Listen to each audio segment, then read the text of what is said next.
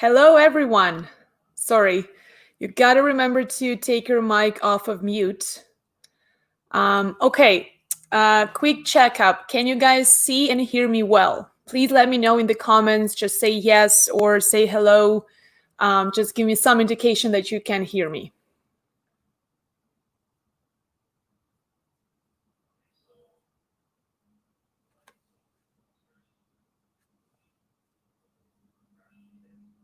Okay, some people are saying no audio. I did unmute my mic. Did that get better, guys?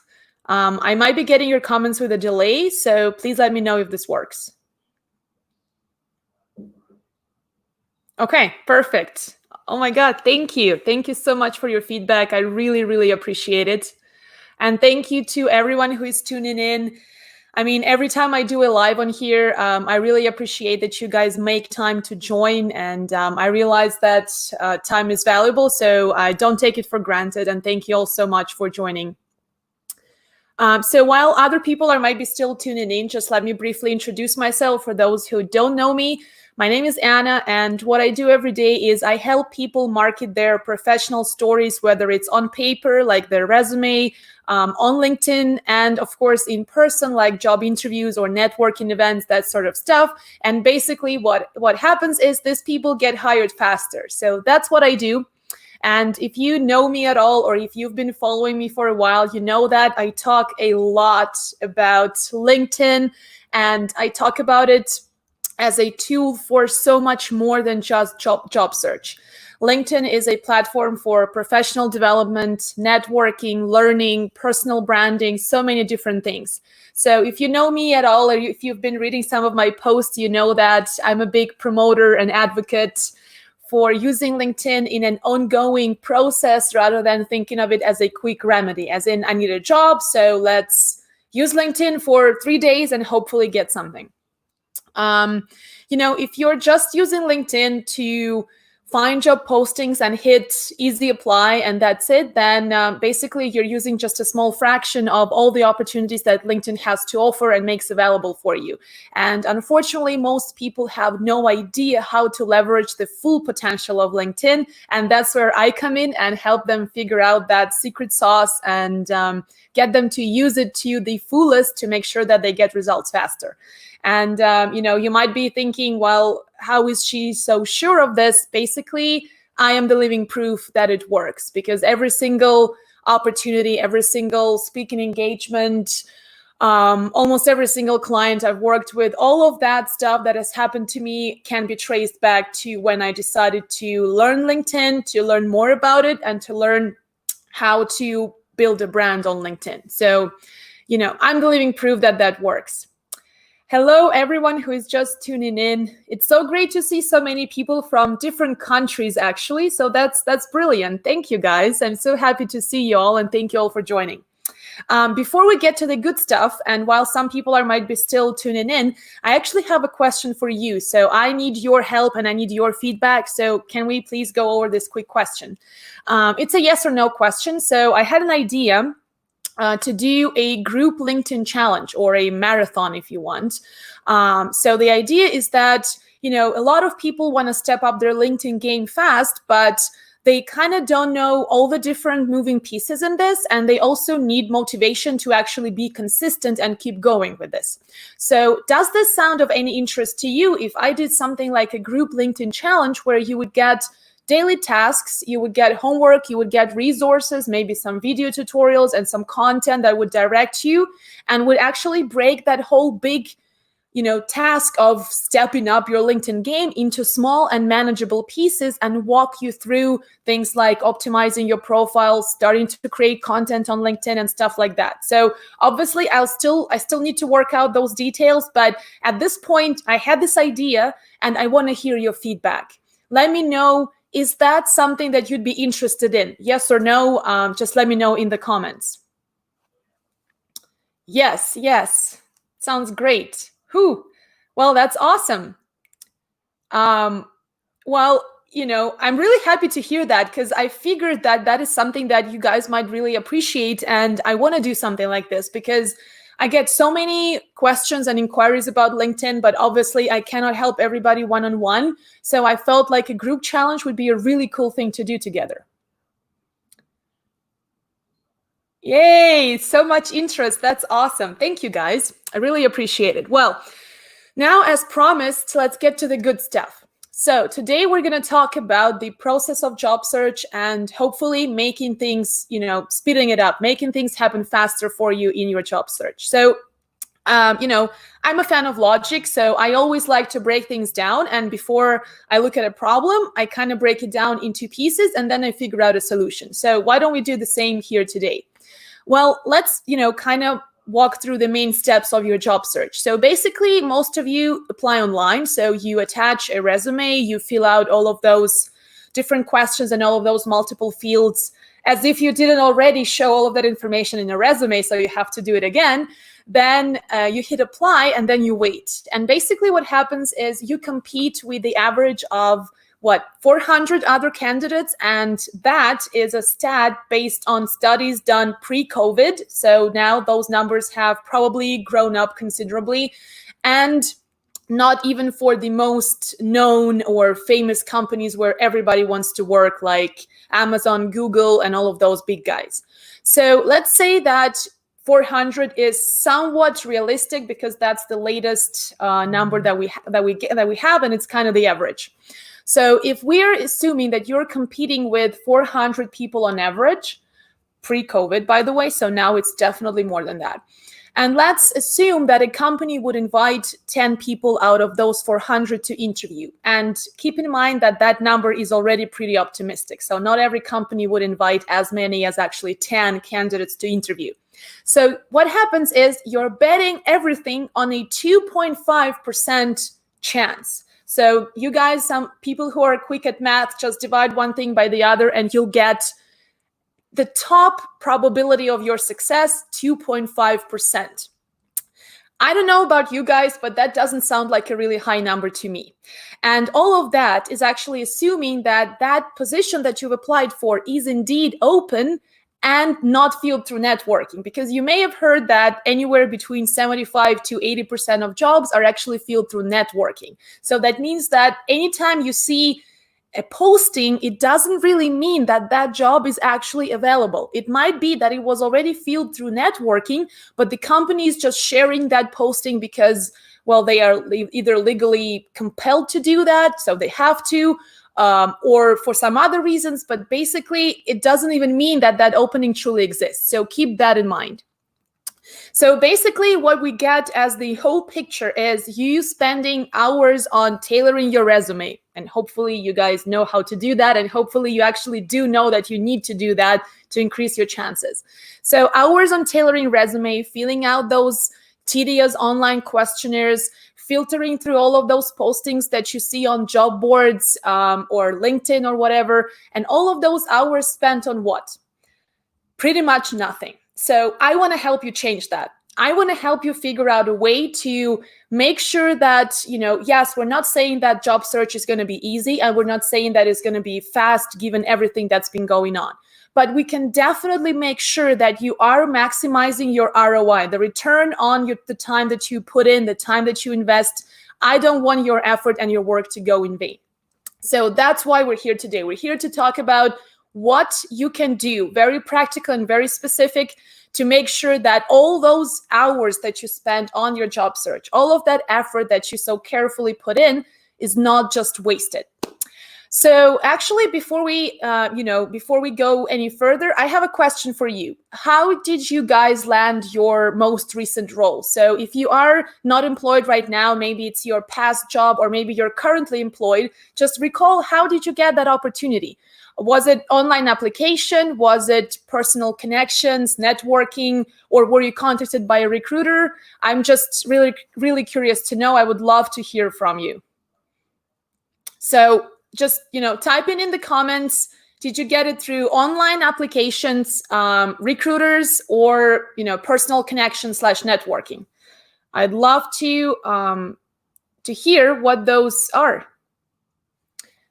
Okay, LinkedIn recruiter, networking. Someone is saying in 2018 it was easy. Well, it could have been easier, but let's be honest, it was never really easy. Personal connections, networking, personal connections, online and referral combined. So there is the personal connection element anyways. Recruiter, networking, friend of a friend. Great. Okay, well, that just confirms everything that I've said up until now, pretty much, that most jobs are indeed filled through networking, but some of you do get lucky and do get through the online application process, which is awesome. And I'm by no means am I discouraging people from applying online, but again, talking about the return on investment, right? Maximizing the return on the effort and the time that you put in. So, okay. Awesome. Personal contacts. Great. Thank you guys so much for your feedback. Appreciate it. So now let's look at the post-COVID job market. So under the current conditions, there's even bigger uncertainty and risk for companies, no matter how big or small those companies are. Because honestly, I've been seeing some really big companies also struggling or making quite huge revisions to their operations, to their hiring processes, and basically figuring out how to become more efficient, how to save money, how to save space, how to create the whole work from home environment thing and get that going. Anyways, a lot of companies are still struggling and figuring things out. So, quick question. Do they want any more hiring risk in times like this? Definitely not. So what is going to happen, actually, if you're wondering in kind of thinking, towards the future a little bit, what is going to happen? Networking is just going to become more and more and more important. So companies will keep filling those openings and those vacancies on positions through their networks, not because, they want to make your life more complicated, but because that is the safest way to do that. That is the safest strategy that saves them hundreds, if not thousands of dollars on making hiring mistakes or wrong hiring decisions, because right now they cannot afford to make those mistakes. Maybe normally a year ago they could have and they wouldn't have died, but today they have added pressure. They cannot afford to make those mistakes. So what are they going to do? They're going to go looking for talent in their networks. And where do their networks spend their time and hang out? On LinkedIn. So that's why we're here today. We're here today to help you figure out how to navigate your LinkedIn game. And that would be the best thing that you can do right now to speed up your job search. Just to clarify, again, I keep telling this to my clients, and I know that it's kind of a hard truth to hear, but it still is the reality. Job search has no shortcuts. So if you're still in the mentality that I need to figure a way around this, I need to figure out how to, trick everybody and get hired faster than everybody, there are no absolute shortcuts in job search. It's still a lot of work and it's still a lot of effort. But what you don't want to happen is to have your effort go in vain. So to waste all of those hours and hours of the work and the effort that you've put in. And that is why LinkedIn is the answer. Like I mentioned, more and more companies are going to be even more active on LinkedIn than before. So it's already, pretty common for recruiters to use LinkedIn. It's like pretty much every recruiter uses LinkedIn on a daily basis. So now employers, even those who do not contact external recruiters, they would still be leveraging LinkedIn as a way to find those people to make sure that they have, they go the safe way. Again, they don't want to make any more hiring mistakes. If you're still, somewhat new to LinkedIn, I know that it can sound really overwhelming. And if LinkedIn is kind of not your natural habitat, so to speak, it may seem like it's such a long way to go until you start seeing some results. So I'm here today to break it down for you because, like I said, that's what I usually do. If there's a big, daunting, massive task that I'm challenged by and that I don't know how to wrap my brain around, what I do is I break it down into smaller, manageable pieces, and that helps me to power through, and that makes it a lot more it makes it doable, it makes it achievable, and that makes me feel better. And I'm sure that that's how all problem solvers approach, big challenges. So your ultimate goal is to help people find you more easily on LinkedIn. And then once they find you, to get them to like what they see on your profile, right? That's the ultimate goal. What are some of the strategies that can, help you speed things along and achieve that ultimate goal? The very first strategy is to optimize your profile. What do I mean by that? I mean that you need to populate your profile with the right keywords, and on top of that, use it as an engaging marketing piece to tell your story. So it's not just a copy. I mean, I've been kind of reiterating this over and over again, but I'm going to keep doing this until more job seekers realize that if you simply copy paste your resume onto LinkedIn, it's not going to do the job. It's not going to get you those phone calls, and it's not going to engage other people. Because again, the biggest advantage of LinkedIn compared to the standard online process, compared to resume screenings, is that it's not the software that is screening you. It's the person who is screening you. So if you're sending your resume, there's the applicant tracking system, the software that is picking up those keywords and making sure that you are the right candidate for the job. And it's up to that software to pass that resume along to the HR department or to a human being who's going to decide whether they're going to give you a call or not. On LinkedIn, you have such a huge opportunity because you're directly talking to another human being. If they have already found you on LinkedIn, if you made it easier for them to find you, you can get them to like what they see, not just based on keywords, but based on how engaging your profile is, how you're telling your story, how you're positioning the value that you can add to their company. Now, let's talk a little bit about keywords, because I know that a lot of you keep hearing keywords for resumes, for LinkedIn. What are keywords? So, the most straightforward place to look for keywords is the job description. But a lot of the stuff that you come across in a standard job description is pretty generic. So if you look at the requirements, it's going to tell you something like team player, communication skills, and stuff like that. Guys, team player is never a keyword on LinkedIn. No recruiter, I can absolutely guarantee you this, no recruiter will ever type in team player in the search bar on LinkedIn and start looking for candidates. So if you want to be matched up with those searches that recruiters and employers make, team player and those generic keywords are not gonna help you accomplish that. So what are the right keywords? Job titles, yes, definitely. Industry-specific terms and words that have to do with the tools that you use, the skills that you use, or the knowledge, the industry-specific stuff, right? So let me give you an example. So let's say you are a data analyst, what are some of the relevant keywords that could help? So things like data analytics, financial analysis, different names of the software tools that you might be proficient at. Maybe it's Excel, maybe it's Power BI or some other tools. It could be programming languages that you use as part of the financial analysis and data analytics process. Things like financial reporting or even report optimization, and certain skills like data interpretation or things like that. So those are keywords. Those are the things that recruiters and employers would be typing into that search on LinkedIn.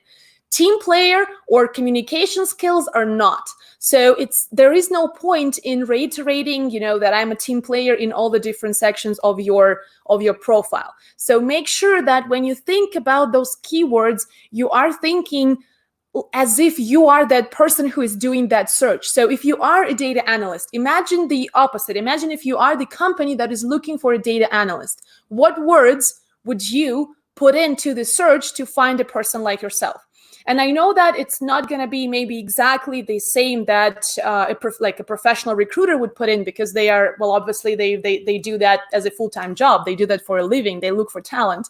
But it still shifts that mindset for you. So you start looking at your profile from a different angle, and you start realizing what keywords your profile is missing. And the other quick checkup that you can do, and I know that feature may not be available in all the different locations all over the world, but at least in North America, I know that feature is still available. So if you go onto your profile and you scroll down below your about section and the headline and all of that, you'll have your personal dashboard where you see your profile views, the views of your most recent post if you do share some content on LinkedIn, and you also see number of searches, right? So if you click on the profile views or the searches or whatever it says there, you will actually get a breakdown of the keywords that people have been using to find you. And also you'll get job titles of the people who were viewing your profile. So that way LinkedIn actually gives you some feedback in terms of, hey, these are the keywords that I've been showing your profile for. And if those keywords have absolutely nothing to do with the job that you are targeting or the job that you want to get, well, there's a mismatch. Something is not working there. So you have to revise your profile and you have to populate it with the keywords that would be indeed highly, highly relevant for the job that you're targeting. That way, it's kind of, in a weird way, it gives you more control over how well you match with LinkedIn searches. So you are in charge of making sure that the people who have a problem, right? Again, if you're a data analyst, if there are people who are looking for a person who can use data to help facilitate decision-making and make smarter decisions and translate data into business strategy, you need to make it easier for them to find someone like you. Because if your profile only keeps talking about irrelevant stuff like your background in sales or your team activities and stuff like that, it's not going to be a match. So that's how you gain more control over how well you match with those opportunities. And there's actually a really cool story how one of my clients was able to land a more than a 10% increase in his salary just by optimizing their profile in the right way. And it's kind of funny because people kind of don't associate LinkedIn with passive outreach. So it's more like, I need a job, I need to go on LinkedIn, I need to be active on there, and I need to apply for stuff. But it's not just you applying for jobs. And when the person on the receiving end receives your application, they're kind of comparing your profile with the job description and the list of needs that they have in front of them or in their head or whatever. But it's also about other people being able to find you when the opportunity may not even be available or may not be open to everybody. So LinkedIn helps you leverage both inbound and outbound. So outbound is you reaching out and you applying actively for stuff. Inbound is people coming to you with opportunities, ideas, interviews, whatever it is. So I worked with a client and we optimized his LinkedIn profile. And funnily enough, he wasn't even looking for a job actively. So he was already employed and he was, going pretty well. But because we optimized his profile in a way that matched him up with those opportunities that he would in general be interested in, he started getting phone calls from recruiters and employers pretty much on a weekly basis. And finally, he was in a position to pick and choose.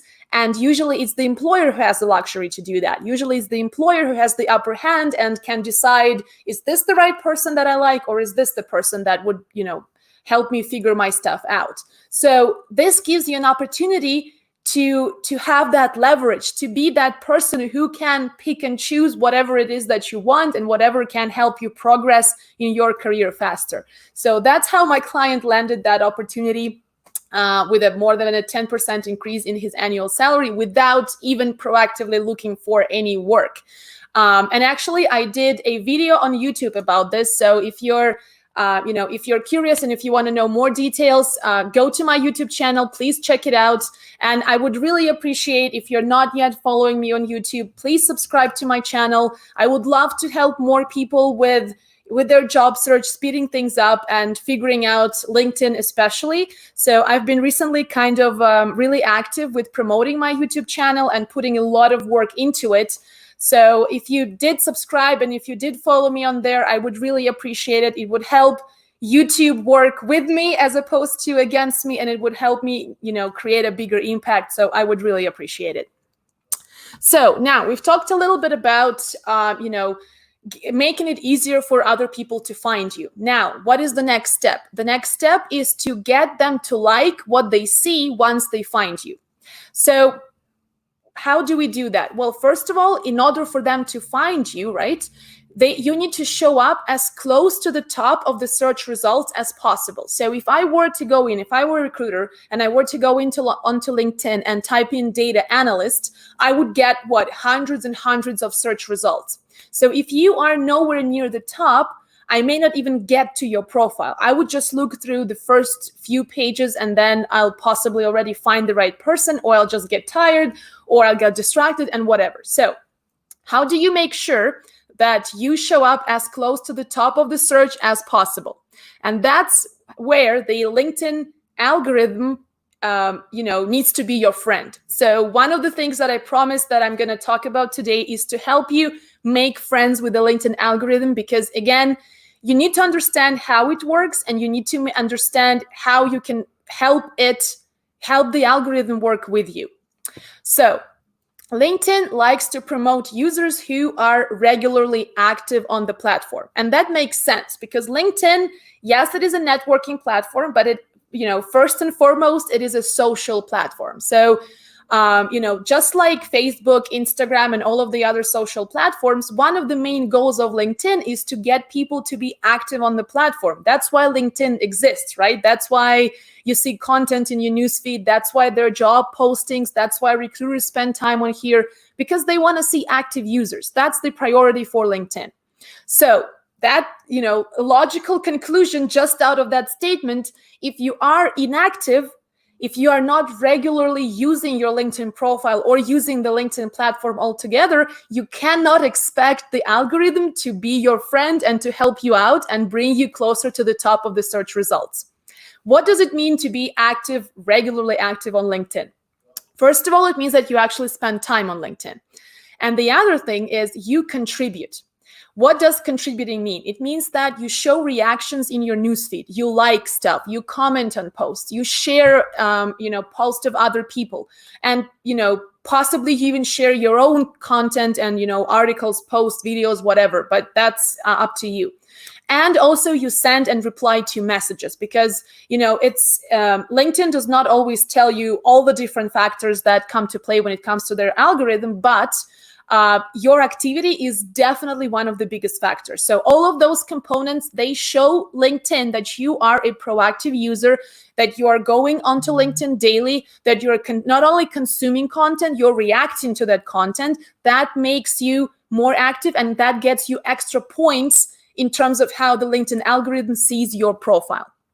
So the other benefit of actually being active on LinkedIn and showing reactions to the content that you find in your newsfeed is when you show certain reactions and when you're not just silently consuming stuff, you will get more value out of LinkedIn, because you will literally, every single reaction that you make will tell the algorithm, this is the stuff that I like. This is the stuff that I'm interested in. This is the stuff I want to see more of. So guess what? Then the algorithm will populate your newsfeed with more things that you like and that can actually add value to you. So you won't need to scroll through all of that, useless stuff and useless amount of information that you don't need, but your newsfeed will be tailored to your preferences, to your interests. I mean, how awesome is this? Think of it as a daily delivery of professional development content free to you. And you can also interact with other people while learning something cool and interesting about your profession and work and industry trends and the market. I mean, it's an amazing opportunity, and I never take that for granted. And I'm super grateful for, having so much value out of LinkedIn. But why do I get so much value? Because I've told the algorithm, I've been interacting with the algorithm in a way by showing reactions, by commenting, by sharing, by posting, and telling it that that's the stuff that I like. And then LinkedIn is like, okay, I get it. I'll show her more stuff like that. That is how it works.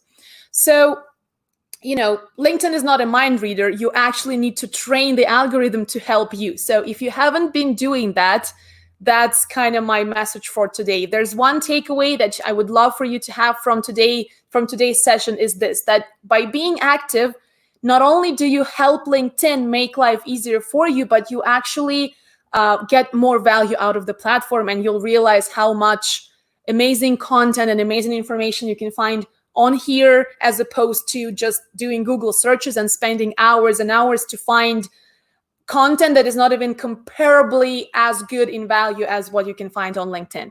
So that means that the strategy that will help you speed up your job search and make sure that those efforts that we were talking about do not go wasted is if you start engaging in those conversations that are happening online. Not because you have nothing better to do, but because that is what your job search is today. So, like I said, for a lot of people in our brains, job search equals resumes or equals applications.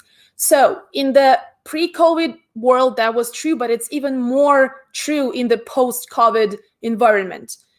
Job search equals your online engagement, and LinkedIn is the #1 platform to do that.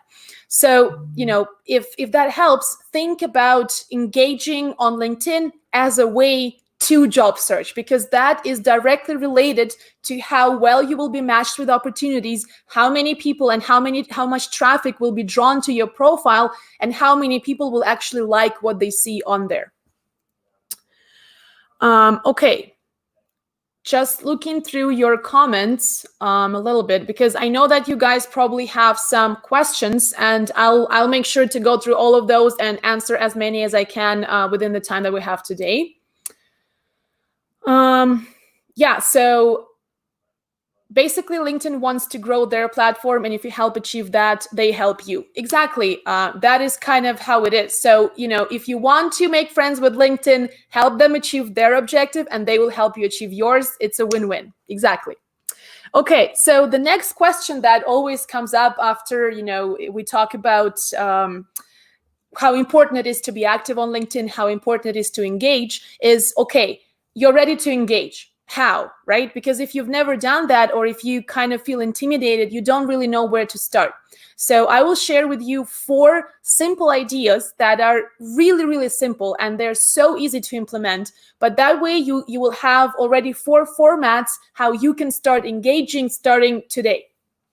So if you're seeing a post in the newsfeed that you really like, the first thing that you can do if you want to engage, again, just hitting a like is already something that's better than nothing, but it's not a true reaction. It's not a reaction that will get you noticed, because people don't look at likes. People look at comments, because that creates interaction, that creates conversation. That's what LinkedIn likes, and that's what everybody who's consuming content likes.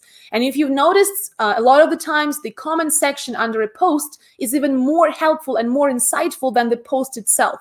And for the creator of the post, for the author who originally published that post, that is an amazing accomplishment.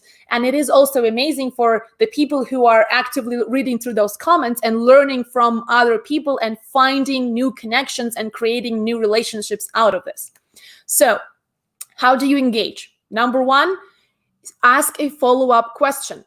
It's really simple, and it doesn't need to be anything groundbreaking. If you just read a post that talks about a certain topic, ask a follow-up question. It could be, it could be challenging the idea of the author in a way, or it could be just inquiring about, more. So ask them to elaborate, ask them to give an example, whatever it is. But asking a follow-up question is a great way to continue the conversation. That way you increase the chances of creating, a longer comment thread that would actually end up at the top of that comment section. The more eyes on your comment, the more eyes on your profile, the more connections, the more profile views, the more chances you have to speed things along. Sorry, just looking through some comments. Like I said, guys, I know that there are a lot of questions. I will make sure to go back to those just in a bit. Just let me walk you through those 4 simple things. Then we'll wrap up the main content that I've prepared for you for today, and then I'll go through the questions as well. So asking a follow-up question, that's number 1. Number 2 is using a quote from the post. So literally quoting a portion of what you just read and explaining why it resonated with you. Because if you stopped scrolling, if you kind of paused on this piece of content, that means that you liked something about this. So why not tell your network why that specific phrase or that specific statement made you stop scrolling, why you think it's helpful and why you think it's valuable. Because one of the things that, again, you need to think about is anytime you comment on someone else's post, all of the people in your network, so your connections, will see that you commented, and they will see your comment in their newsfeed. So that way you can actually get more attention to your comment and to that post that you're commenting under by sharing your thoughts and telling people why you think that post is great and really helpful. Number 3, tagging others and including others who could benefit from reading that piece of content. So if you read something really helpful about job interviews and you know someone who has a job interview in a couple days, tag them under that post and let them know, hey, I think this is great timing for you. Check this out. That way, again, you're creating a longer thread. You're including more people in the conversation. You're way more likely to be noticed by the original creator of the post, so the person who shared that post in the first place. And that's how you warm up those connections, by starting those online conversations. And number 4 is, don't be intimidated to share your 2 cents on the topic. Maybe just give an example from your personal or professional experience, or just, share your perspective on things. And it doesn't matter if it's slightly different from what the author is promoting in their post, because that's one of the best things about LinkedIn, that you can actually share your thoughts. Obviously, it needs to be respectful and it needs to be professional, but at the same time, that's what conversations are like in real life, and that's what they're like on LinkedIn. Sometimes we have different perspectives, and that's what enriches the interaction and makes it even more valuable for everyone. So there is nothing wrong with sharing your 2 cents on the topic or giving an example, and it's a really simple thing that any of you guys can do. So please, that's the easiest thing to get started with in terms of building up that engagement and making friends with the LinkedIn algorithm and helping LinkedIn to help you. So that's how it works, right? So I guess that's the mantra for today. Let's help LinkedIn help you. And, the other thing is, a lot of people maybe they understand the value of LinkedIn, and maybe they understand that it's actually not that hard once you break it down into manageable chunks and manageable tasks. But then it's always, let's wait for a better time. It's always, this right now is not good because I have so much on my plate. Right now is COVID. Right now there is a recession everywhere. There is the economy is really bad. Well, you know what? Right after this recession is over, there will be another one, or there will be some kind of a thing happening on your personal side, in your family, in your personal relationships. So there will always, always be something. There will never be a moment when all the stars perfectly align and now is the great time to start acting. So you might as well start acting today, right now. Maybe not to the fullest, maybe not with your full energy, but at least get started. And once you get started, you will be motivated to actually keep doing that. And the other thing that always, and I understand where that comes from, but anyways, you need to think about your mindset. And I know that, probably everybody here is tired of hearing the words mindset, and everybody it's kind of like this buzzword that a lot of people keep talking about, and no one really understands, okay, why do I need this kind of information? But mindset is extremely important when it comes to your career growth, when it comes to your job search especially. And there's actually a mechanism behind this, because if you believe something, if you are sitting out there and thinking, there's nothing out there for me, I can never get anything better than what I have right now, so I have to sit tight and just wait it out, or nobody's hiring, or things are bad, or the economy is as bad as it can get. If you keep thinking that, what happens is your brain is going to start validating that. So you're going to actually keep seeing proof in real life of that initial mindset that you have.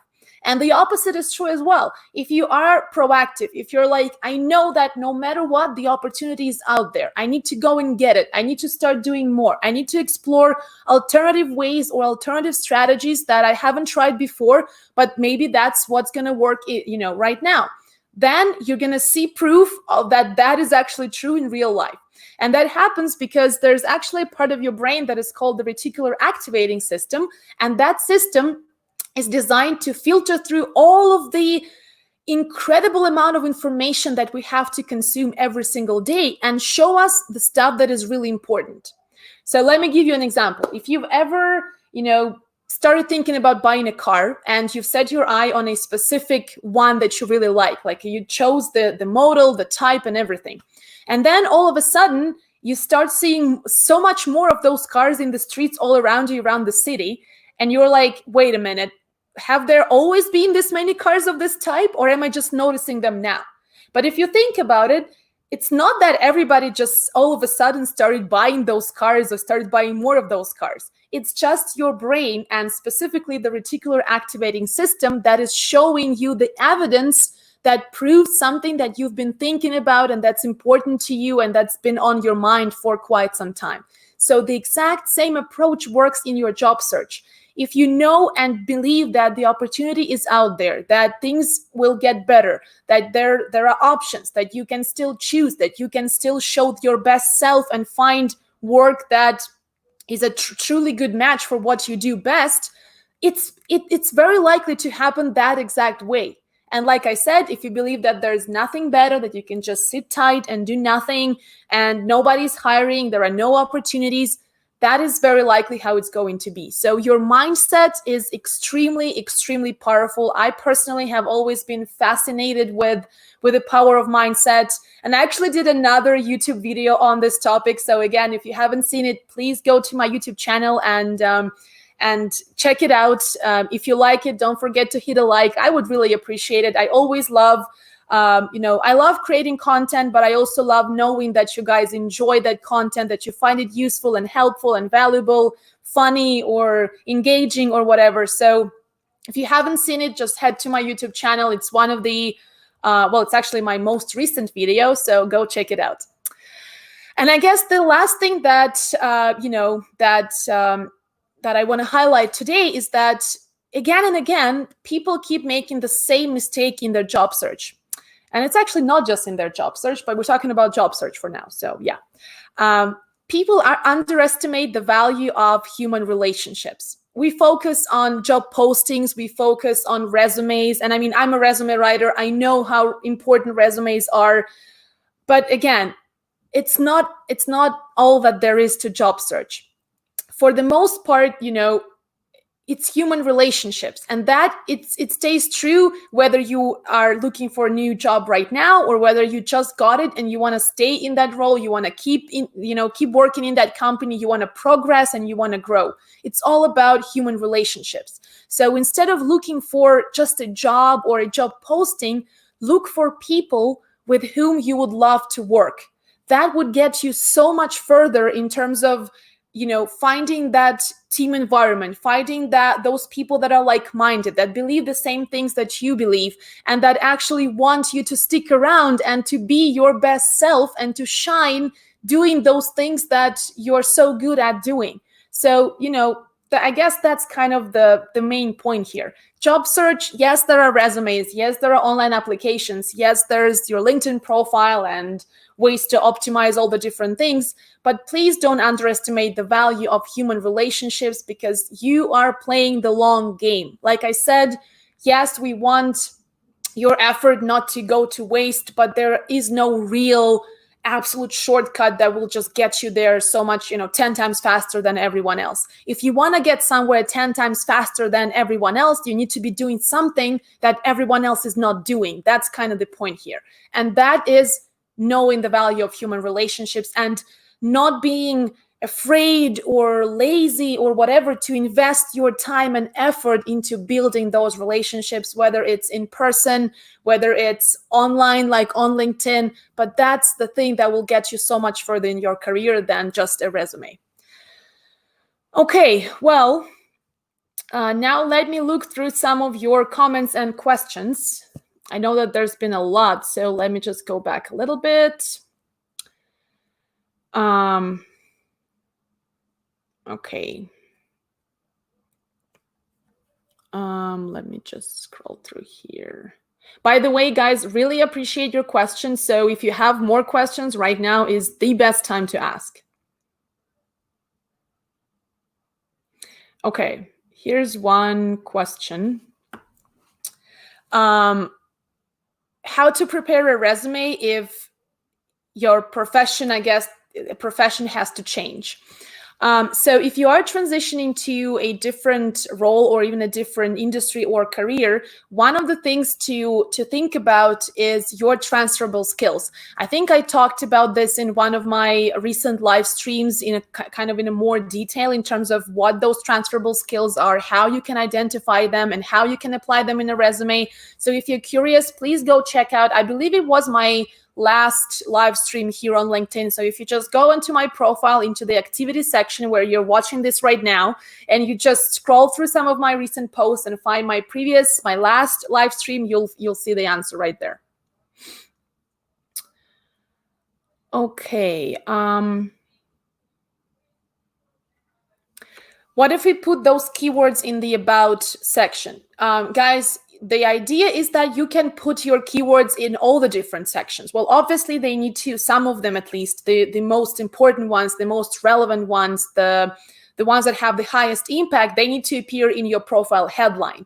But they can also appear throughout your LinkedIn profile, in your previous job titles, in the descriptions of the roles that you've done in the past, in the about section, even in the skills and endorsement sections. That's why this section is usually, people underestimate the importance of that section. So you just put all kinds of skills in there, but actually the top 3 pinned ones are the ones that recruiters, employers, everyone who finds your profile will actually see first. So those are keywords as well. Again, that's you telling the algorithm, I want to be matched with these opportunities. I'm interested in these kinds of roles.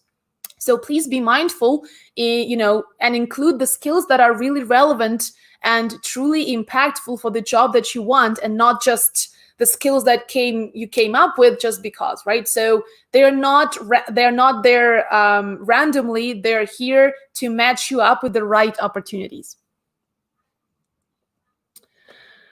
Okay. Yeah, I love this point, James. Thank you. LinkedIn has come a long way.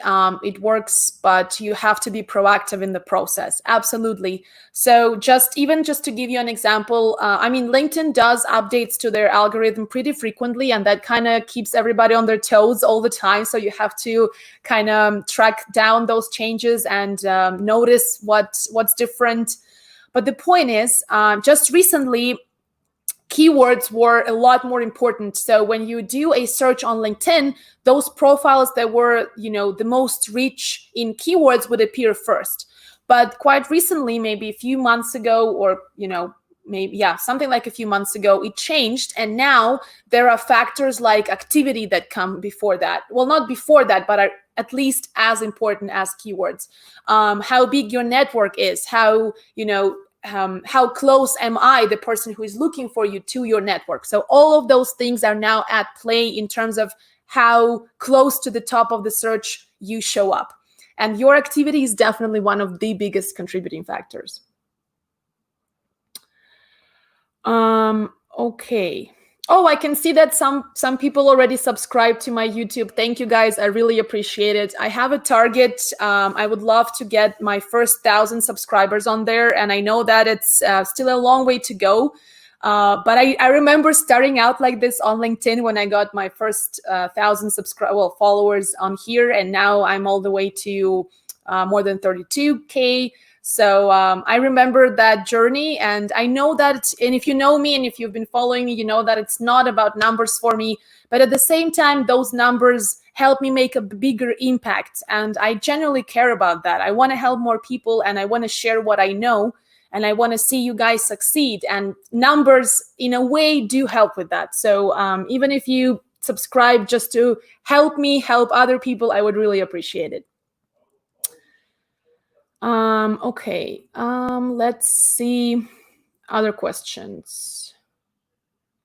Yes, that's a great point from Tiffany. The more engagement on liking posts and meaningful comments on posts increase your views. Absolutely. So if more people see your comment under the post and they like what they see, they might actually hit a like literally to your comment, and that will move your comment to the top of the comment section. So everybody whose eyes are drawn to that post will very likely see your comment, and that could get them to see your profile, and that could get them to connect, and you see how the whole chain of events unfolds from just this. So if you think that commenting on LinkedIn is just because people have nothing better to do, no. And I'm not going to say that everybody comments just to increase their visibility. Of course not, because it all comes down to you genuinely being interested in the topic, because if it's fake, people can read through it. Trust me, it's always really, really obvious when you're doing it for the wrong reasons. But at the same time, it just proves you that the more proactive you are, the more you will benefit out of it. So the more you give, the more you get. And I feel like it's a really good proportion on LinkedIn compared to other platforms where there's a lot more competition and people are on them for a whole lot of other reasons. But but LinkedIn is really good that way. Okay, let's see.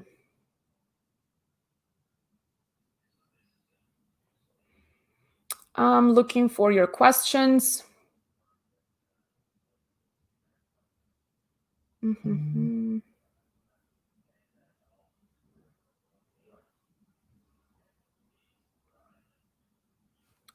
Okay, actually, there is a lot of conversation happening, so that's great.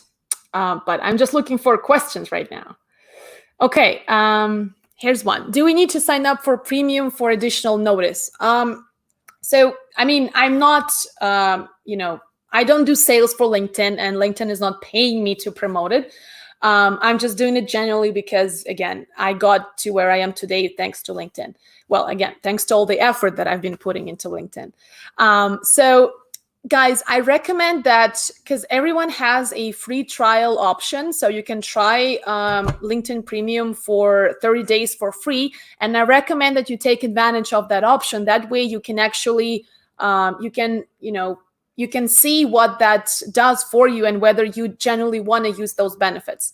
It's still debatable whether LinkedIn Premium makes you more noticeable compared to non-premium members, because again, if you are premium but your profile does not have the right keywords, your profile is not, as proactive as the one that is non-premium, I highly doubt that LinkedIn will show you before the non-premium members. I might be wrong though, because once again, I do not work for LinkedIn, but as far as I know, like most of my clients, 99% of my clients do not have LinkedIn Premium accounts, and we still work together and we still get them to get hired and to land opportunities that excite them, that they truly want, that give them more money, that give them more responsibility, that give them more growth. So if they can do it without a premium, a lot of other people can as well. But again, there are certain features that are truly useful, like having access to the LinkedIn Learning platform. If that is something that you are interested in and you believe that that can add a ton of value to your time on LinkedIn, then absolutely go for it. But a lot of the things that the premium option has, there are some workarounds for non-premium members. Not all of them though. So as I said, recommend to give it a try and then you can decide for yourself. There are a lot of recruiters around. Is it a good idea to apply job to them? So I guess the question was, is it a good idea to reach out to those recruiters? Well, that depends again. So, generally, I would say yes, it is a good idea to reach out to recruiters, but you need to be mindful whether you're reaching out to the right person. Because I know that I have a lot of friends who are recruiters, and I do network with recruiters all the time to keep, updated on everything that's been going on in their world, because it's directly related and adjacent to my work, right? So I know that most of the time people just, when they see that you're a recruiter, they start reaching out and asking you to help them find a job. First of all, look at the recruiter's profile to understand what roles those recruiters work with. So there are recruiters that specialize on executives only. There are recruiters who specialize on people in finance, but at all levels, but just finance. Or just engineering, or just something else. So if you are an engineer, but you are bombarding recruiters who are hiring in finance, that outreach is not going to get you anywhere. So please be strategic and mindful. And if you're reaching out to recruiters, well, the very first and very basic step is to make sure that you're reaching out to a recruiter who indeed is in that space that you're interested in. Okay.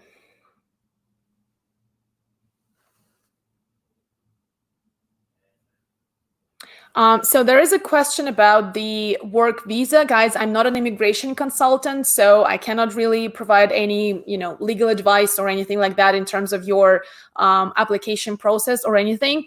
But obviously, it's natural that a lot of companies, if you're talking, let's say, about North America right now, a lot of companies in North America, they want to have a person who is legally allowed to work in North America. So if you're not, that means extra work for them and extra struggle in terms of getting you that permission. So of course, if you have that beforehand, that helps a lot.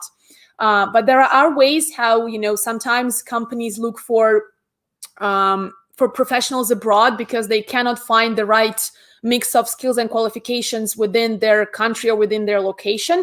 So, and especially right now, there's been a huge uprise in, remote positions, and companies are opening up even more towards the remote work setup, I guess. So in that way, there will be more opportunities. But of course, again, you need to understand that it's always easier for the company to find somebody who already is legally allowed to work in the country. So definitely there is some sort of a disadvantage, but it doesn't mean that there are no opportunities available for you. Like I said, look at remote work opportunities.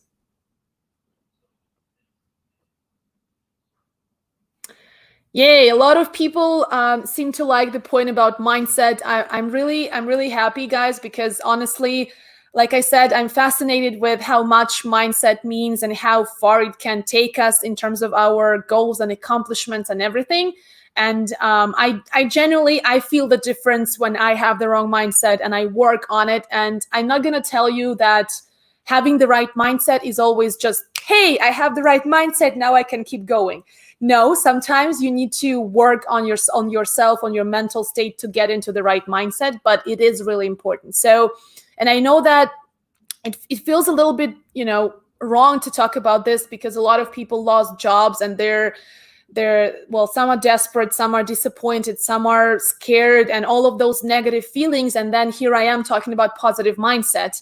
But that's why it's important to work through all of that stuff and not to carry that emotional baggage into your job search. Because even if, let's say, you do get a chance to sit in the room with an employer, well, a virtual room for now, and have an interview, but then you can see those emotions, you can see that baggage, and it's still, it doesn't give the good energy and it doesn't get people excited to work with you. So I know that it's hard, and I know that a lot of us have been going through an emotional roller coaster lately, but you got to work through that stuff in order to get into the positive mindset where you're looking for opportunities, and that's when you're going to start getting them.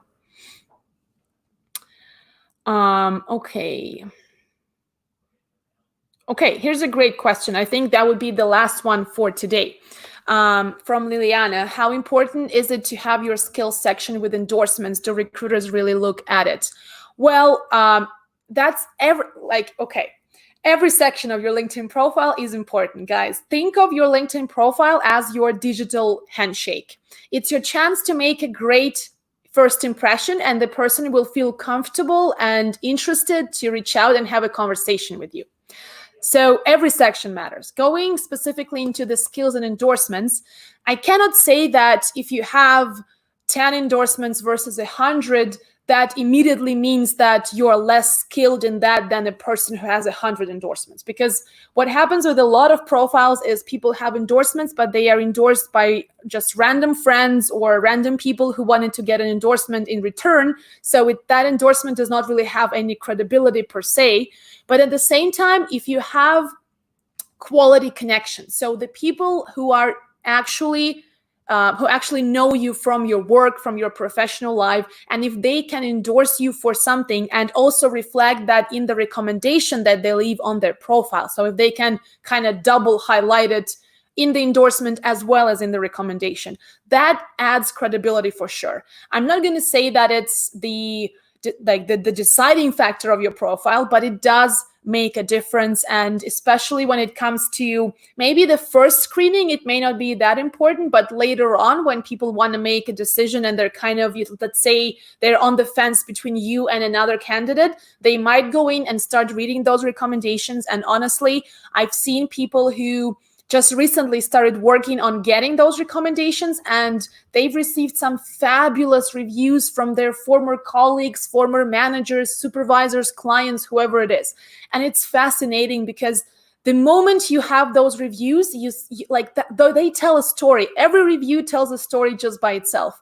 So it's definitely an incredible opportunity for you to gain credibility. And like I said, a recommendation is worth more than just an endorsement. But at the same time, if you can if that person can do both, that would be incredible. Okay, well, I guess I'll be wrapping up for today. Well, guys, once again, thank you all so much for joining. I appreciate your time. I appreciate your interaction in the comments. It's always, fun and interesting and fascinating for me to read your questions. So I guess my last question for you for today, for those of you who are still here, is what are some other topics that you would like me to cover in my next live streams? And please feel free to type in the comments right here, or let me know in a message, or just comment under the post where I announce the live stream. Just let me know what are some other things that you would like me to talk about, so that I have more topics to cover to be able to help you and give you more insight and more information, so that your job search becomes a little bit easier. I know that it's not going to be completely easy, but I would love to contribute to making it somewhat easier. So thank you so much for joining. I'll be looking forward to your ideas for further topics for my next live stream, because I will be doing more of these over the next couple of months for sure. Well, there are already some ideas how to network effectively. That's awesome. I've actually kind of done a couple live streams on YouTube on networking. There were actually, one of them is called Networking 101, and I think it's over an hour long. So you may not want to you may not want to stay for the whole thing, but still there's a ton of insight in terms of the networking basics, how to reach out, how to get noticed, and stuff like that. So I'll be more than happy to do more live streams about networking on here for sure, and I'll incorporate that in my next live stream, and I appreciate that feedback. But at the same time, in the meantime, if you want more information about networking, head over to my YouTube channel and watch those few live streams and some of the videos that I've shared on there. There's a ton of information on networking, because it's definitely one of the biggest topics that I always love to talk about and share with you guys. So once again, thank you all so much for joining in, for tuning in. I really appreciate it, and I'll see you again soon.